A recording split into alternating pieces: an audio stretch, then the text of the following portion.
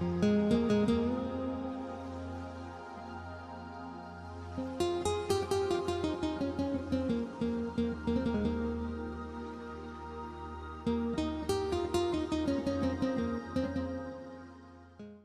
I now request Dr. Darshan Singh Brar, Secretary, Dr. Gurdev Singh Khush Foundation for Advancement of Agricultural Sciences, to please give a briefing about the Khush Foundation. Dr. Brar, please. Good morning, everyone. It is my privilege to brief you about Dr. Gurdev Singh Khush Foundation. Before I say about the foundation, let me take this privilege to say a few words about Dr. Khush. We salute Dr. Khush for his outstanding contributions towards food security and to his generosity to donate money from his award and prizes to advance the frontiers of science at PIU. Please join me in giving a standing ovation to Dr. Khush.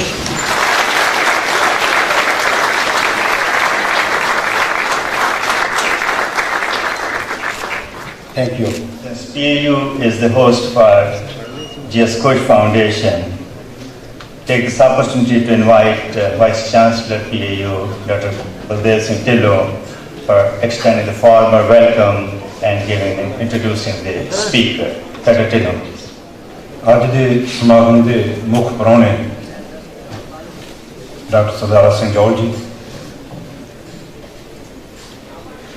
ਮੈਨੂੰ ਅੱਜ ਸਾਰਿਆਂ ਨੂੰ ਜੀ ਆਇਆਂ ਕਹਿੰਦਿਆਂ ਬਹੁਤ ਖੁਸ਼ੀ ਹੋ ਰਹੀ ਆ। ਨਾਲ ਇਹ ਖੁਸ਼ੀ ਹੋ ਰਹੀ ਆ ਕਿ ਡਾਕਟਰ ਖੁਸ਼ ਤੇ ਡਾਕਟਰ ਜੌਲ ਸਾਹਿਬ ਨਾਲ ਤੁਹਾਨੂੰ ਕਿੰਨਾ ਪਿਆਰ ਹੈ, ਕਿਸ ਤਰ੍ਹਾਂ ਸਾਰੇ ਹਾਲ ਭਰਿਆ ਵਾ। ਡਾਕਟਰ ਜੌਲ ਬਾਬੂ ਵੈਰੀ ਯੂਨੀਕ ਪਰਸਨੈਲਿਟੀ, ਔਰ ਸੇਵਾ ਸਿਰਫ ਪੰਜਾਬ ਸਟੇਟ ਦੀ ਨਹੀਂ, ਯੂਨੀਵਰਸਿਟੀ ਦੀ, ਪੰਜਾਬ ਸਟੇਟ ਦੇ ਵੀ ਪਲੈਨਿੰਗ ਬੋਰਡ ਦੇ ਵਾਈਸ ਚੇਅਰਮੈਨ ਰਹੇ ਬਹੁਤ ਦੇਰ ਤੱਕ। ਨੈਸ਼ਨਲ ਲੈਵਲ 'ਤੇ ਪ੍ਰਾਈਮ ਮਿਨਿਸਟਰ ਦੇ ਐਡਵਾਈਜ਼ਰ ਹੈ, 3 ਪ੍ਰਾਈਮ ਮਿਨਿਸਟਰ ਨੂੰ ਸਰਵ ਕੀਤਾ ਐਡਵਾਈਜ਼ਰੀ ਕਮੇਟੀ ਦੇ ਵਿੱਚ। ਦੈਨ CACP, ਉਦੋਂ ਮੇਰੇ ਖਿਆਲ APC ਕਹਿੰਦੇ ਐਂਟਰਪ੍ਰਾਈਜ਼ ਕਮਿਸ਼ਨ, ਉਹਦੇ ਚੇਅਰਮੈਨ ਰਹੇ।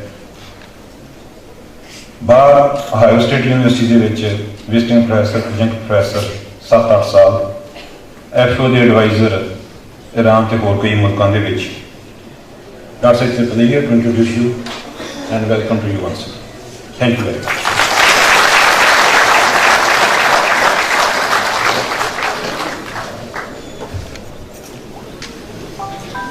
Honorable Vice Chancellor of this University, Dr. Tillo,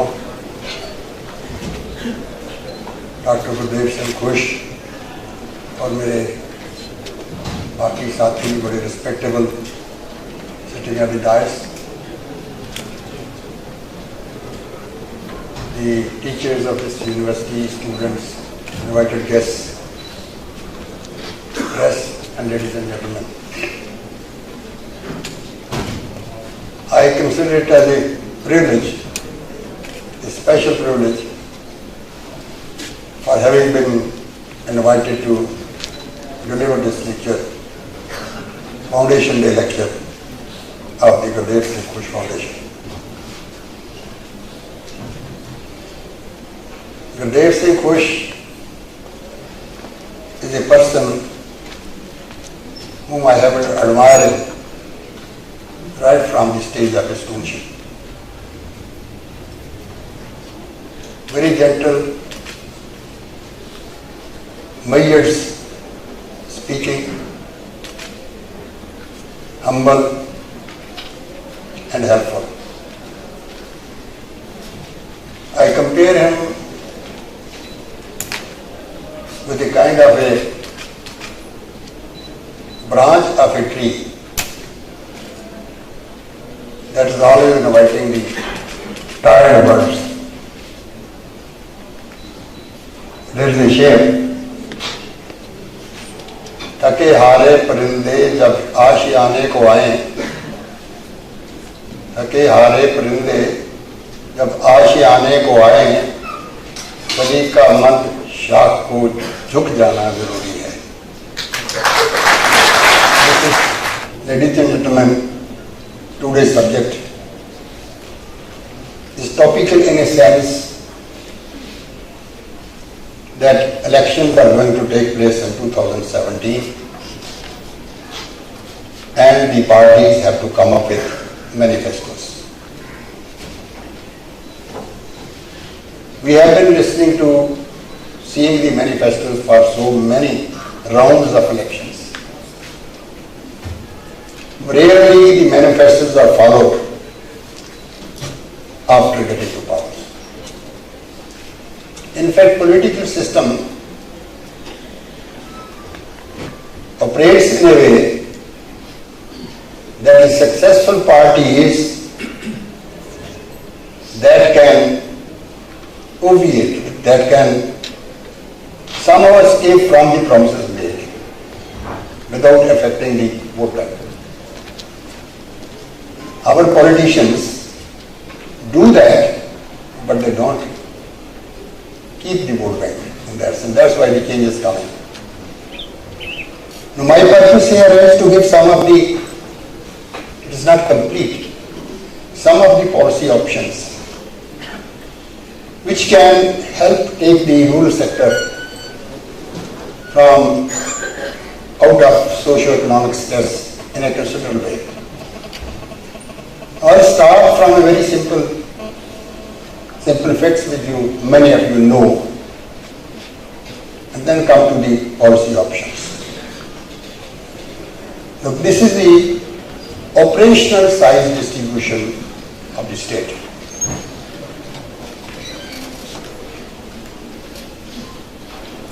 About 1/3 of the farm holdings are less than 2 hectares, and more than 2/3 are less than 4 hectares.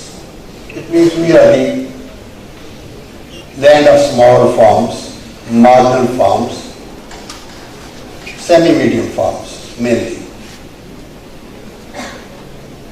The problem lies here. This class and the labor class in the village, they are the most sufferers.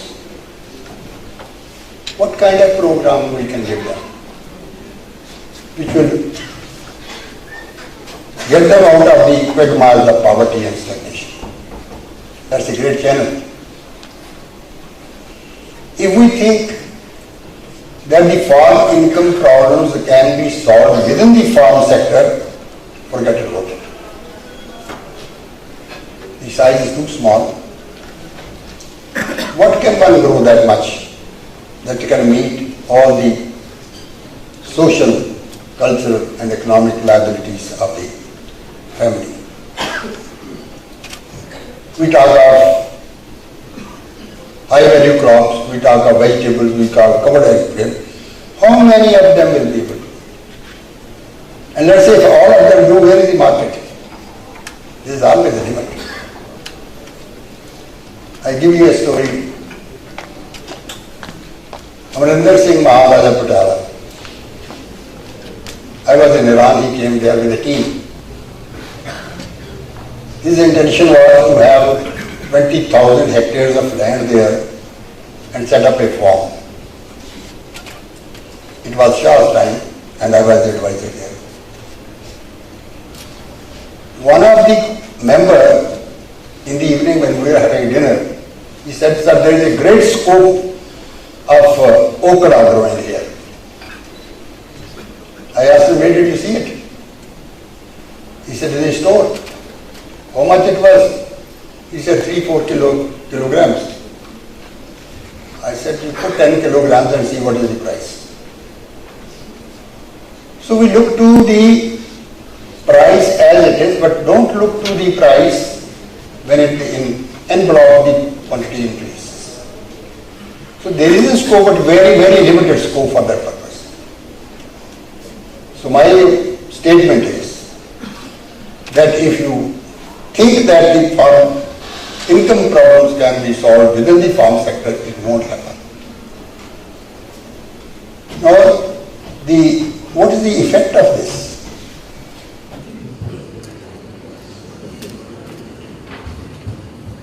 Now the characteristics of it. These farms do not generate enough income. Very simple, you know it. Do not generate gainful employment. People are underemployed, there is also a disguised unemployment. They are not fully engaged. And these farms are capital starved. Cannot meet the social, economic and financial needs of the family. They are under debt, most of them.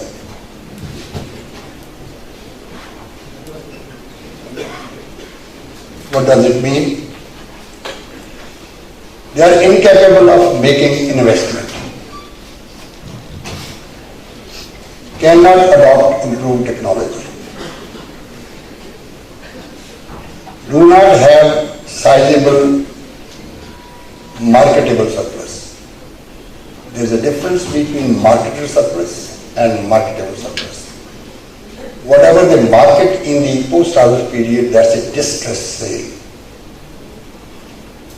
And many of them, they buy back the same produce in the lean period at a higher price.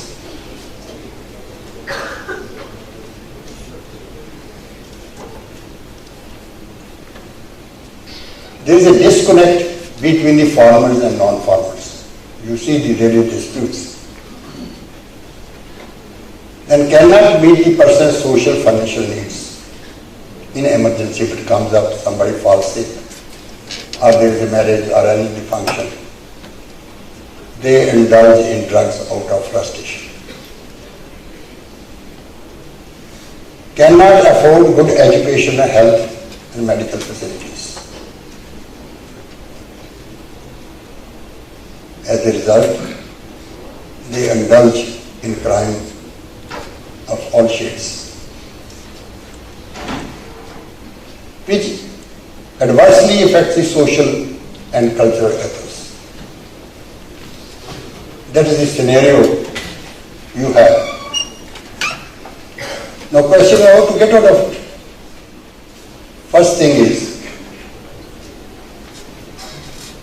you know it, that Punjab provides from 8 lakhs to 1 million jobs to the people who come from outside into the state, both in the farm and non-farm sector.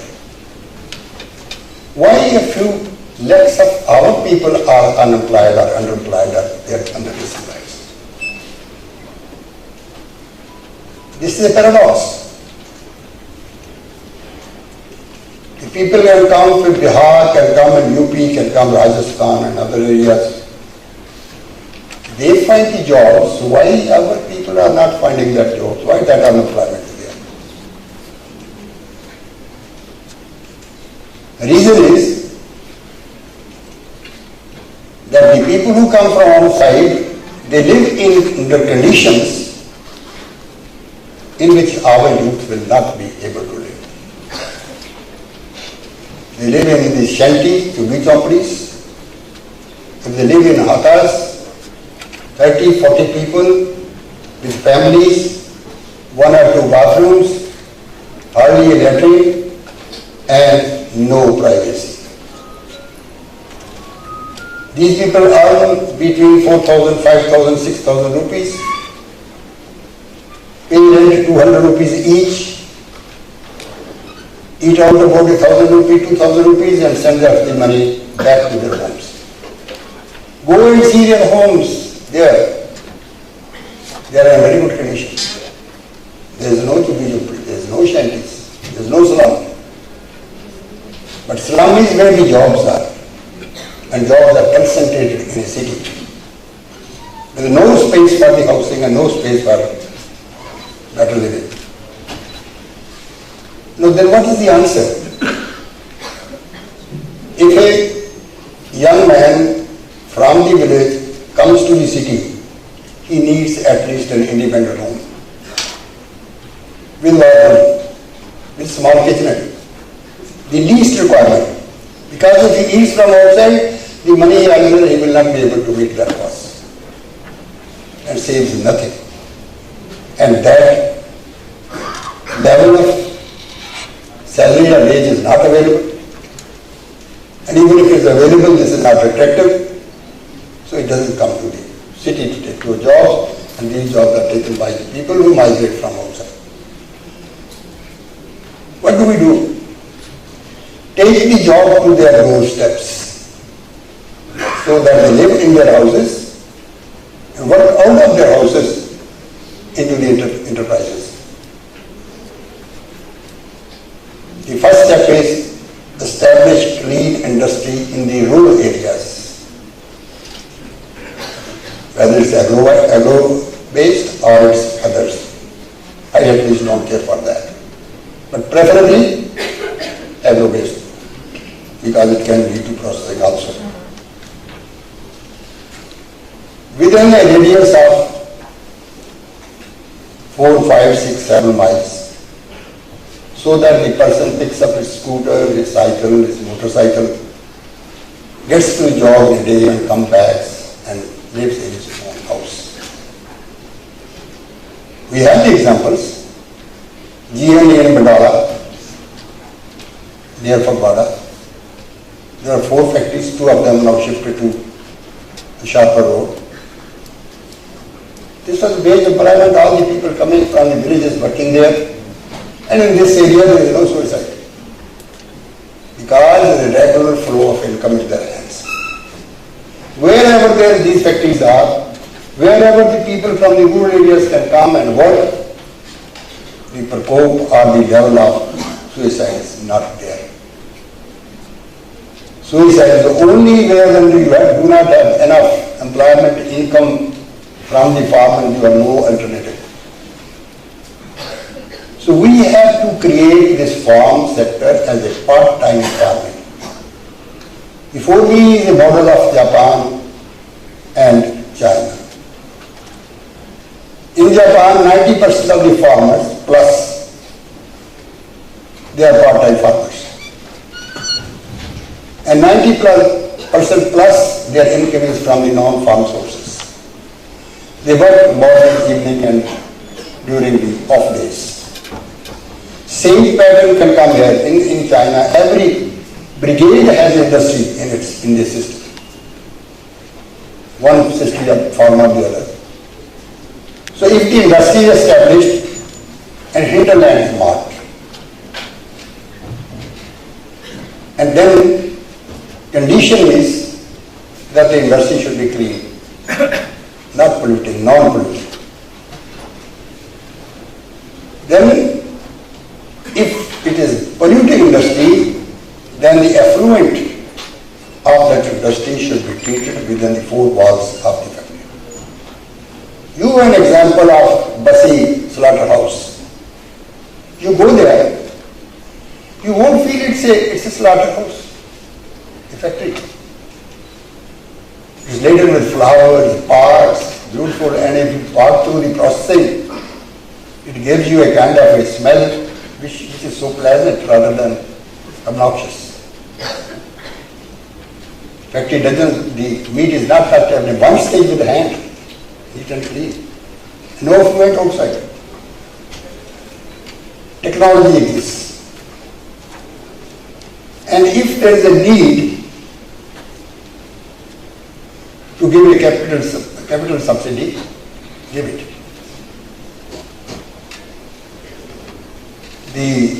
After doing that, let the people purchase the land themselves. What will be the incentive? Long period taxation concession. You might have traveled from Durgana to Malerkotla, their factories are on the side. Why they are there? This was marked an area where the concession factory was given, and their factories are there. The businessman flows to the place where he gets the profit. Simple. Today's businessman is not even a national one. Multinational companies are not national companies. They move to the places where they are in profit. And the environment is conducive. Peace and order. You create that environment, the industry gets affected. So give them a long-term concession. If I have a choice of a CM of my choice, I'll ask him to give 75% concession for at least during his period and long-term 20 years. Why? We get the tax, how much we claw back. It's a record that you get the tax 1 rupee, you claw back only 20 pesos. 80 pesos are eaten up on the way. And this is a direct investment. I would like to even tag the Manrega with it. Provide them the wages for 100 days, provided he provided 265 days from himself. You have to encourage the industry to get into those areas. So after you have done it, put conditions. At least 90% of the employment should be from the marked hinterland. You can mark it. For example, we have a hospital in Bilga village, which we were operating, NRI run, and we handed over to the CMC for making it a top-ranking hospital in the village. We have marked 400 villages. That the residents of those villages will be given at least 20% to 40% concession. Similarly, the factory area you can mark it. One block has got 100 villages, you can do it for 4 blocks. 400 villages are enough. But depending upon the size of the factory. In fact, the large industries are not suitable for Punjab. When there is a refinery, whether it's any other one, because when you have that level concentrated in one place, deliver from outside flows. Most suited to the state is small and medium industries. Then outside employment only from Punjab if it's not available within the hinterland, and outside of Punjab only if that level is not available from Punjab. You have an example of UK. If they have to give employment to outsider, they have to give a certificate that it is not available in the country. First, and it is not available in the European program. You have Himachal Pradesh, they have put 70%. 70% employment has to be from Himachal. Why can't we put? I don't stick to 90, it may be 80, but you make it sure that employment is available to the people around the area. So far, appointment from or employment from outside the state, it should be the affidavit. Then, how to operate the farm sector? You have small farms, you can't afford tractors.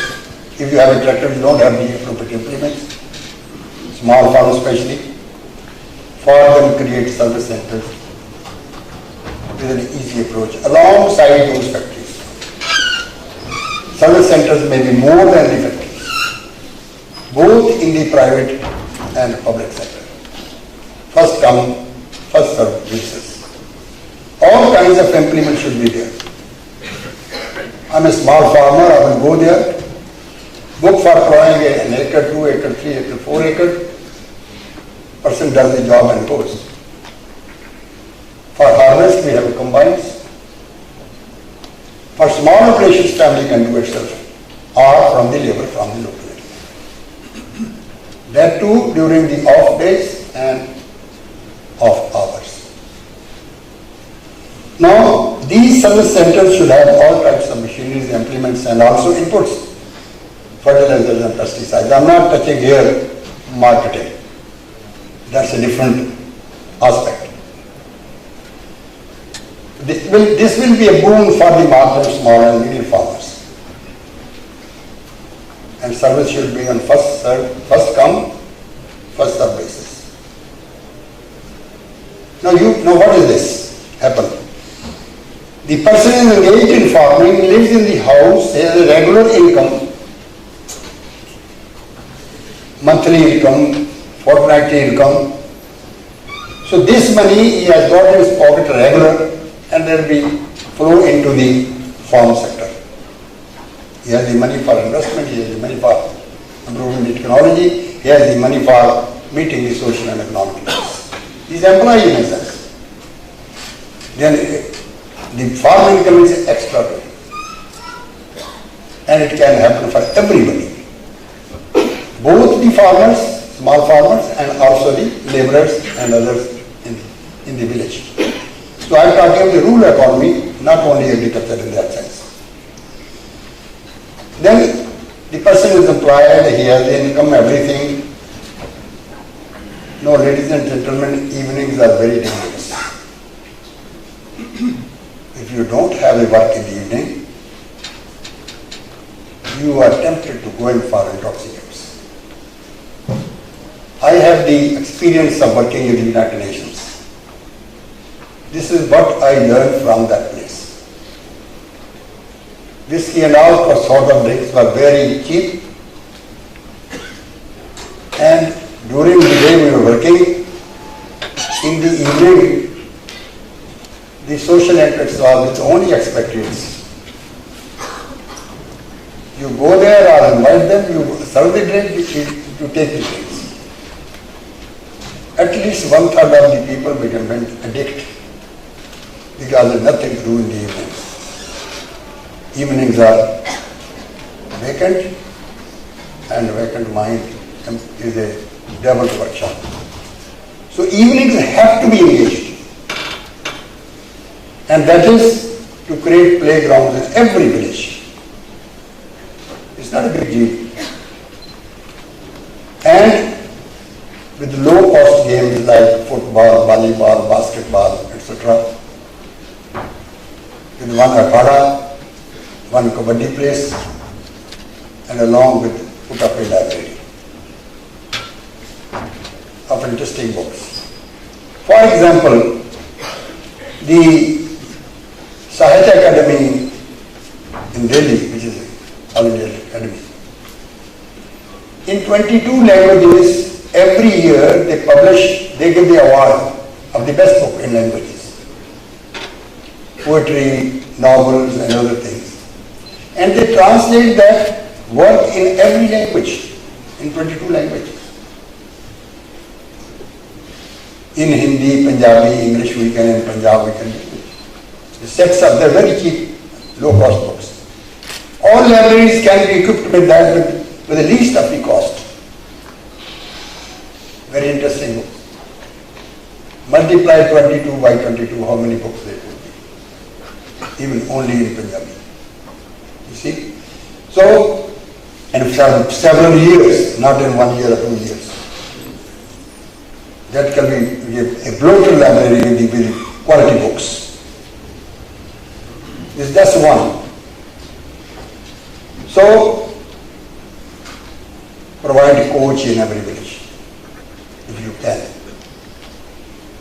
You need in initial stages, later on you may be trial. Now, what will happen? The marginal farmers, medium-sized farmers, they will work on the daytime in those enterprises, come home to their home, return back to the home. Major farm operations can be performed through service centers. No need to own costly machinery and implements. This will avoid over-investment, a wrong investment in the farm, which is one of the major causes of getting into indebtedness. Today the farmers, see why Punjab is indebted more than other states. It's a dilemma. There is no that much indebtedness in Rajasthan, no that indebtedness in Bihar, and the areas which are Non-productive agriculture, they are not under debt. But Punjab is under debt. Prosperous areas are under debt. Then your Andhra Pradesh is under debt. Reason, 2 crop land irrigated has got a higher eligibility for loans, crop loans. Farmer takes that loan up to the limit, and that too is a process. Immediate need, he goes to the commission agent or money lender, takes the money, meets his need, he is not able to pay back. Then he is pressed to take the loan from the banks, which is given for productive purpose but diverted for retiring those loans. And he further lands into debt. There are examples for some big farmers, not all, who don't need this credit, but they take it to the full. Why? They do money lending with that. You have 7% rate of interest, pay in time, 4% subvention, and free money is in their hand, and they are money lending to the poor, the small people on this. It's a kind of a cycle in which we are just caught up. So, if we have these centers, then in that case, this will not happen. Because you don't need to invest in farm machinery and implements, there will be no more investment. These people, these farmers and their families and the rural people, they work off on the land and tend to animals. Okay. They will have regular income. They are not to borrow. If they borrow, they will borrow for productive purposes. No or low diversion of loans. Money will flow to the farm for investment. Now the question of whole day gainful employment and playground and library in the evening will have no space for drugs. The people will go there to play, to watch, and to study. After the day's tiring day and games in the evening engaged, the young man will come home, will demand the milk, not the drug or an intoxicant or liquor. So he engages his mind with work and play and engagement. He will have no time for these intoxicants. I don't say that 100% you will cure, but something always will remain. But that will solve the problem. Now, I give you an example. When we came from Pakistan as migrants here, we were allotted a temporary land in a village near Nurmal. The name of the village is Chuheki. In that land, we had 1 acre or 1.5 acre, I exactly don't know because I was young at that time, where there was a license to grow poppy. We grew this poppy for about 6 years, either 7 or 6. And believe me, our batik, which we call drawing room, the big batik it was. It was all full of poppy bags. Licensed dealers would buy it. It was a very paying crop. In fact, when we came, we had left with only 100 rupees. And we couldn't afford wheat. And we bought the maize, horn to tide over the food problem during the winter. But this crop set us right. And we have enough income and we got established. The point of emphasis is, for such a long period our house was full of poppy. But none of us went addict to it. None in the village or neighborhood went addict to it. There were no postie in the village for all those days. Even in a big village, which is our inherited village, there are only 4 posties. And the village people had constructed a kind of a cemented bottle. And they would, you see, prepare this water out of the poppy, drink it with tea, and throw that, what do you call it, chilke, husk, away. Interesting thing is, जो कुमारा ने खोते जी ना वो खाते हैं जिन्हें आज सारे बंदे खाते हैं and they got very well whole day खोते चलते जी untied और साढ़े पिंड में we had one only who used to take opium. I still remember his saying. He said कि अमली का मावा लगा होए एक मावा डब्बी च होए अमली को कहना छप्पड़ च भोगो कड्डो सुके दा सुकाओ ते जे कहंदा जी फीम टुटी होवे नहीं जलंधर पकड़ देते कि जाता. Very interesting things. But my point of emphasis is that why nobody went addicted to opium at that time. Now, when this was banned, what happened? Smuggling started. When smuggling started, there is a promotion.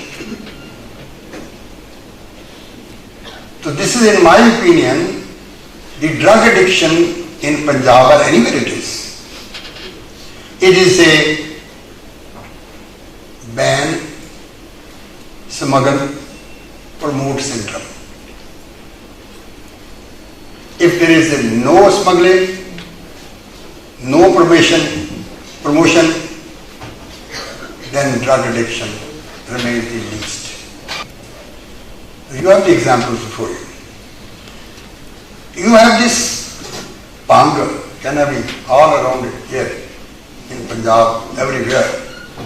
How many pangis we have? Because this is not a smuggled product, there is no promoter. The poppy is grown in Rajasthan, winds are there, addicts are weaker. Post ही पंजाब बने जी post पैदा होंगी है Rajasthan open bed ने तो पंजाबी च लिख के लाया. रीजन इज कि स्मगलिंग होंगी है. The smuggler will not smuggle unless until he creates a market. Demand creation is one of the important function of marketing. They start from the young. Or once it becomes unavailable or non-available, then the people shift to other kind of intoxicants, which are more harmful. Even alcohol is more harmful than the poppy. Poppy is a bio-nasha.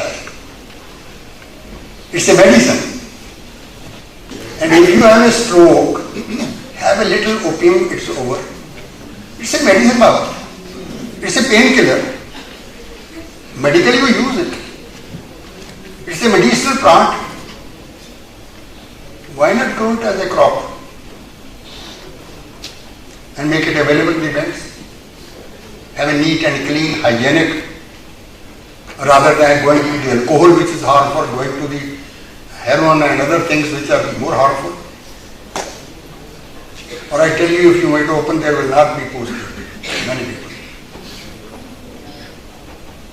That bhang ਜਿਹੜੀ ਹੈ साढ़े तो इन्नी फिरती है भंगी कोई नहीं।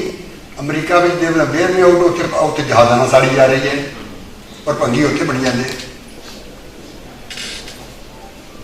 सो जिथे भी तुसीं कंट्रोल करोगे, wherever you do it, it promotes smuggling. So in my suggestion in this case is grow poppy as a crop, profitable crop. Take medicine out of it and market it outside. It's a medicinal plant, use it as a medicine. Now there are some certain things which can be done. This is to you have to develop the farm entrepreneurship. Our problem is we produce and look for the market. Difference with the Gujarati farmers is he look for the market and come back to production. वो businessman first है, वो market देखेगा, वो produce करेगा. We produce and look for the market which is not there. So farm level entrepreneurs you have to develop in a hub and spoke system. ਤੁਹਾਡੇ ਕੋਲ examples ਹੈਗੇ ਨੇ. Flower cultivation by Avtar Tiksa in Langadiya. Hundreds of acres he grows the flower seed. ਆਹੋ ਤਸਨ ਇਹਨਾਂ ਨੂੰ ਜਾ ਕੇ ਦੇਖਿਓ ਸਾਰਾ 2-3 ਪਿੰਡ ਫੁੱਲਾਂ ਨਾਲ ਹੀ ਭਰੇ ਹੋਏ. And he exports the seeds. There will not be single suicide in that area. Because people have the income. So this is one system. Then you have a case of Travandi Sabu, I forget the name of man, who grows exotic vegetables not on his farm, with other farmers. Process karda, grade karda, Europe to export karda. This is a farmer, not a corporate. We tried corporates, they failed. Then there is a rose cultivation near Shahpur, a farmer. He has only 3 acres of land. He grows hundreds. Farmer who engaged kita. All the Chandapurni, अपना ज्वाला जी, बजलामुखी, सारे temples से वो he supplies the rose. And some income the farmers are getting. There is a Moga group of farmers, they are engaged in vegetables. So there has to be entrepreneur who has the spokes. It means it's grown at various places by small farmers. He collects them, but he has to give the technology right from the seed side. I get you an example of when I was in Iran. We established a sugar beet factory there. That area is known for sugar, or cane was being grown. Right from the seed, monogerm seed they produced, distributed among the farmers, gave them the technology, and up to the harvest time. Because they were technically very important crop in that sense, that if you are not able to remove the crown properly, the nitrogen that reduces the sugar to the glucose. The recovery is very low.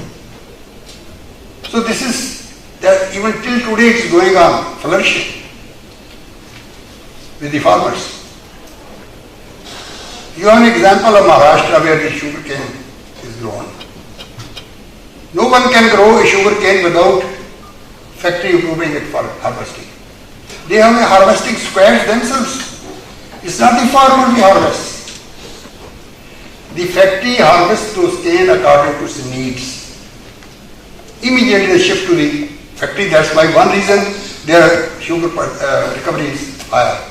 There's no loss of time between the harvest and the processing. You keep the sugar cane stripped for 24 hours, immediately your recovery starts going down because sugar reduces to glucose. And the system going on. So this hub and spoke system has to be developed. They are complementary to the other measures you take. Now farm suicides. On farm suicide, I am wondering, there are surveys and resurveys every time universities are engaged. Kam lara kiya kariyo. Now question here is, it's not the number. 1000 hai, ya 1100 hai, ya 900 hai, it is no matter. Even single suicide should be a matter of concern if it's due to the farm stress. We should look at like that. Now, in this case, our policy makers have to learn from the Union Ministry of Sikandar Hayat, in which Sir Shotu Ram was the minister before the partition. What did they do? You know what they did? In 6 years, he passed 11 laws, acts, to protect the farmers. And important aspects was that the farmland will not be taken as a collateral in one house. Based on this, I made a recommendation to the Reserve Bank in my report on farm stress. They didn't specify the land. I said up to the 5 acres of land and one house, no banker should take as collateral. If that is done, 2 things will happen. Farmer will not resort to suicide. As he has the land, he has his house. And the banker will be very careful in advancing the loan. Today, by my definition, we are advancing the debt, not the credit. We don't evaluate, we don't monitor. The banks are playing with the money of the public. Banks are the custodians of the depositors' money. But neither they evaluate the project, nor they later on monitor it. In business, there are 2 types of people. One are who are working, other are who are financing. The stake of the finance is more than the person who works. But here there is no stake. Non-performing results are coming up, mounting up like anything. Government comes to rescue, they recapitalize those banks. Recapitalize from where? From public money? From honest taxpayers' money? Here they don't fail because they are government banks, they are recapitalized. If the private banks do that, the banks will fail. So they are playing with the public money. They are advancing debt to the farmers, not the credit to the farmers, because it's not based on need. No valuation. So protection is that 5 acres of land and the house should not be taken as a collateral and attached. The second aspect is create district level reconciliation boards of 3 to 5 members with the judge as the chairman, retired judge. The farmer should have a last resort to refer his case to that board. They should call the banker or the money lender or whosoever was the road and the farmer make a settlement. If thousands of crores of settlement has been done with the industry, why these settlements one time settled cannot be done in farm sector? I remember when I was the director of Reserve Bank, Ludhiana people, small industry, they approached me to help them. A lot of loans were there, NPAs were there. Although they could pay it, they were not paying, many of them. And we worked with the Reserve Bank. They gave an advisory how to reconcile. Then later on made it mentally because manager can be caught up into the web of corruption if it uses its own powers. I think Ludhiana alone gained more than 200 crores of rupees settlement. Why can't we do it for the farmers? We know that it can be, road can be rewritten, it can be staggered, and it can be reduced. In fact, my recommendation to the Reserve Bank was these two things, and also that if that's going to down the put, if the farmer has paid the loan double than what he has get, it should be considered as paid without taking it over the period. So this will caution the lender. It will provide a kind of a leeway to the farmers, and they will not resort to the suicide to the extent they are doing today. So, ladies and gentlemen, not taking much time, it's an integrated approach. Where an industry comes in, you can use the startups program, where the industry integrated with the agriculture, where the incomes are generated off farm, farmer has the employment, he has the entertainment, suicides will decline, and the farm sector and the rural sector will get out of the quagmire of poverty, stagnation and distress. These are just a few of the suggestions, although it's a huge problem. I think this can go a long way in settling this issue. Thank you very much for your attention.